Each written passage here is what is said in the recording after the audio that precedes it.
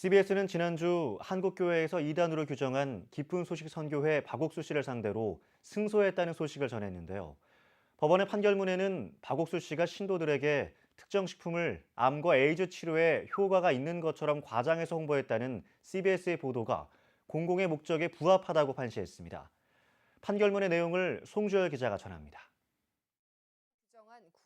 CBS는 지난 2011년 7월 5일 뉴스에서 한국교회에서 이단으로 규정한 박옥수 씨가 신도들에게 특정 식품을 암과 에이즈 치료에 효과가 있는 것처럼 홍보해 무리를 빚고 있다고 고발했습니다. 이에 대해 박옥수 측은 CBS의 보도 내용을 문제 삼아 공소시효를 이틀 앞둔 지난해 7월 3일 1억 원의 손해배상 청구 소송을 제기했지만 법원은 CBS의 손을 들어줬습니다. 법원이 이번 판결에서 가장 중요하게 본 것은 공공의 이익에 부합한 보도였느냐입니다. 법원은 판결문에서 보도의 목적이 오로지 공공의 이익을 위한 것일 때에는 진실한 사실이거나 행위자, 즉 기자가 그것을 진실이라고 믿을 상당한 이유가 있을 경우에는 위법성이 없다고 분명히 했습니다.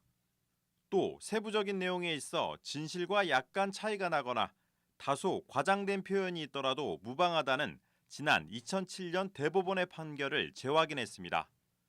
법원은 이를 근거로 암이나 에이즈 치료에 효능이 없는 특정 식품을 이들 치료에 효능이 있는 것처럼 홍보하는 문제점을 지적하는 것을 공익보도로 봤고 보도 내용 가운데 진실과 약간 차이가 나거나 다소 과장된 표현이 있더라도 민사상 불법 행위가 아니라고 판시했습니다.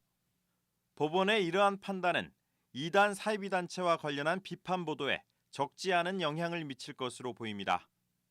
이단 사이비단체의 특성상 공익 목적 아래 반사회적인 부분을 취재하려고 해도 정보 공개가 제한적이어서 취재 행위 자체가 위축된 경우가 많았지만 법원이 보도의 진실성과 표현에 있어 언론의 특수성을 인정하고 있기 때문입니다.